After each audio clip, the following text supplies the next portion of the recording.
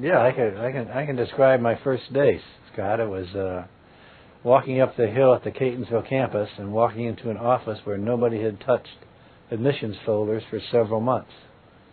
And we were growing at that time from 2,000 students to 3,000 students, the next year 4,500, the next year 6,000 students. That was tremendous growth, and while it was exciting, it was a lot of transcripts for me to evaluate and place students in remedial courses, which were then called RSL and EWL.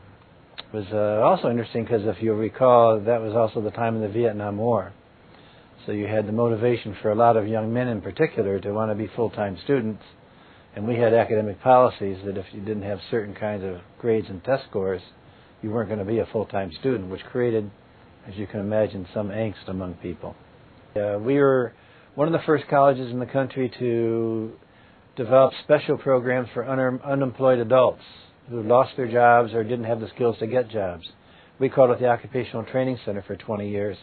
And while that stream of funding has kind of disappeared, we were in meetings yesterday with people from Empower Baltimore, from a couple of foundations who are trying to help the people of East Baltimore get the skills to participate in constructing all the build-out at the Johns Hopkins Biotech Park that's being built in Baltimore.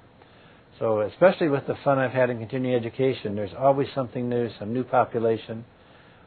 Whether it's training people for a manufacturing plant, or it's literacy education, or it's the tremendous programs we do for senior citizens today in the area of liberal arts and the humanities, which is also being reborn under Millie Boyd's leadership right now to find out, well, how do we continue to be at the forefront as a community college as Baltimore County changes its population.